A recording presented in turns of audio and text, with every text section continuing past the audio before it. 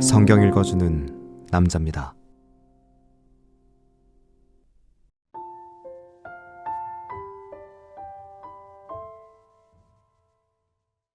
예수께서 성령의 충만함을 입어 요단강에서 돌아오사 광야에서 40일 동안 성령에게 이끌리시며 마귀에게 시험을 받으시더라.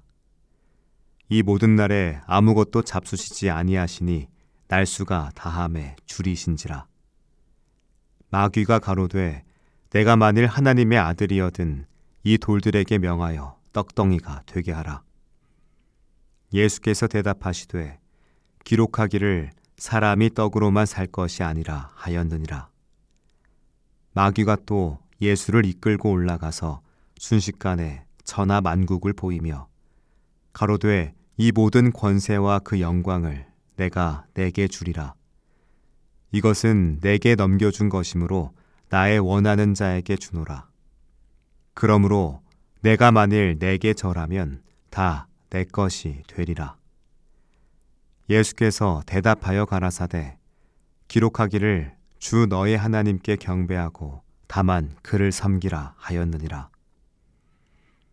또 이끌고 예루살렘으로 가서 성전 꼭대기에 세우고 가로되 내가 만일 하나님의 아들이여든 여기서 뛰어내리라. 기록하였으되 하나님이 너를 위하여 그 사자들을 명하사 너를 지키게 하시리라 하였고 또한 저희가 손으로 너를 받들어 내 발이 돌에 부딪히지 않게 하시리라 하였느니라. 예수께서 대답하여 가라사대 말씀하시기를 주 너의 하나님을 시험치 말라 하였느니라. 마귀가 모든 시험을 다한 후에 얼마 동안 떠나니라.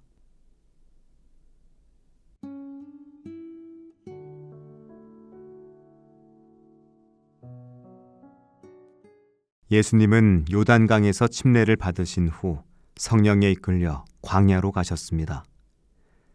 그곳은 아무도 없는 황량한 땅, 외로움과 고난이 가득한 장소였습니다. 광야는 우리의 연약함을 시험하는 공간이자 하나님의 은혜를 깊이 경험할 수 있는 자리입니다.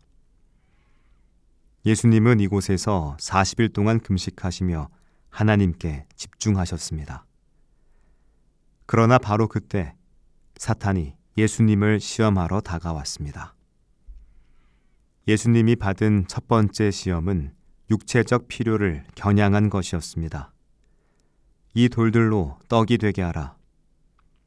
사탄의 말은 단순히 배고픔을 해결하라는 제안이 아니었습니다. 이는 예수님이 자신의 능력을 사용해 하나님 아버지의 계획에서 벗어나도록 유혹한 것이었습니다. 그러나 예수님은 단호히 말씀으로 대답하셨습니다. 사람이 떡으로만 살 것이 아니요 하나님의 말씀으로 살 것이다. 예수님은 육체의 필요보다 하나님의 뜻에 순종하는 것이 더 중요함을 분명히 하셨습니다.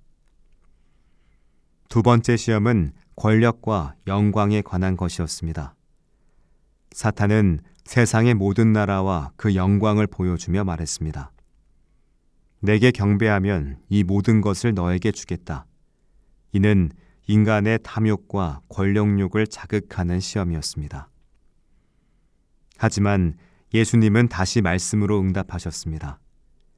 하나님께 경배하고 오직 당신만을 섬기라.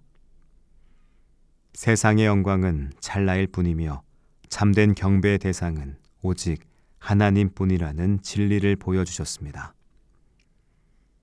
세 번째 시험은 하나님을 시험하라는 것이었습니다. 사탄은 예수님을 성전 꼭대기로 데리고 가서 뛰어내리라고 유혹하며 심지어 성경 말씀을 인용했습니다. 하나님이 천사들을 보내 너를 지키게 하실 것이다. 이 시험은 신앙의 왜곡된 형태를 보여줍니다. 하지만 예수님은 하나님을 시험하지 말라고 말씀하셨습니다. 참된 신앙은 하나님을 신뢰하며 순종하는 것이지 당신을 시험하는 것이 아닙니다. 예수님은 세 가지 시험에서 모두 말씀으로 사탄의 유혹을 물리치셨습니다. 말씀이 예수님의 무기였습니다. 예수님은 우리와 같은 인간의 연약함을 지니셨지만 말씀으로 사탄의 유혹을 이기셨습니다. 예수님은 언제나 유혹 앞에 노출된 우리를 위해 유혹을 만날 때 어떻게 대처해야 하는지 완벽한 모범이 되어주셨습니다. 광야에서의 시험 이야기는 예수님만의 이야기가 아닙니다. 우리 삶에서도 끊임없이 반복되는 이야기입니다. 우리는 육체적 필요, 권력과 성공, 신앙의 왜곡된 형태로부터 유혹을 받습니다. 매일의 삶 속에서 우리는 유혹과 맞서야 합니다. 그리고 그 싸움에서 승리하기 위해 필요한 것은 하나님의 말씀입니다. 유혹을 마주할 때 우리는 자신의 연약함을 절감합니다. 내 한계와 부족함이 드러나는 순간 사탄은 그것을 틈타 우리를 흔들어 놓으려 합니다. 그러나 그 순간이야말로 하나님을 더욱 붙들어야 할 때입니다. 예수님은 시험을 받으시는 동안 말씀에 의지하셨습니다.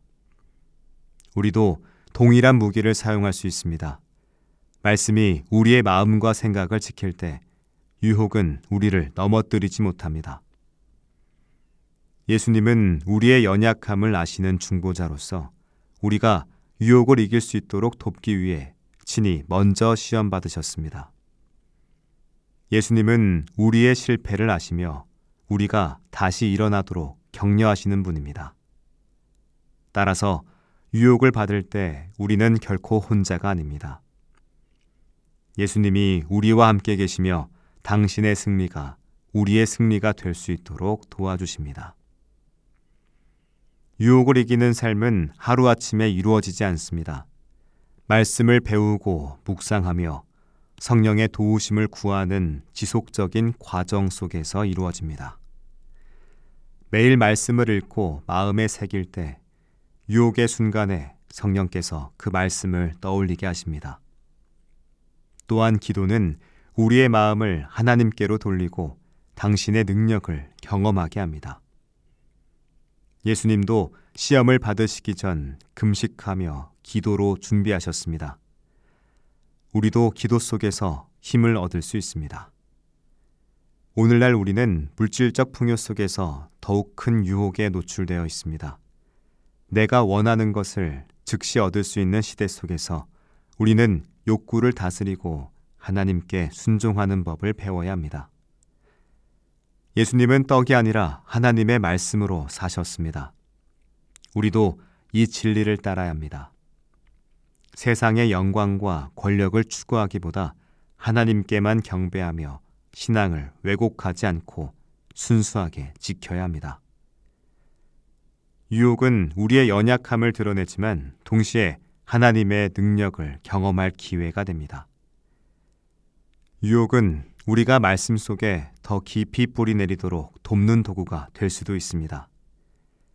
예수님이 승리하셨던 것처럼 우리도 당신 안에서 승리할 수 있습니다.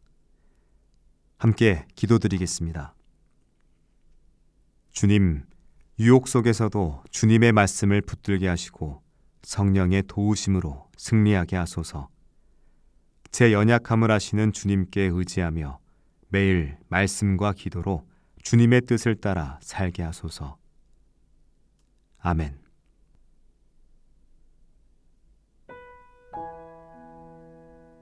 지금까지 묵상에 함께하는 교회 홍정한 목사, 내레이션 성경 읽어주는 남자였습니다.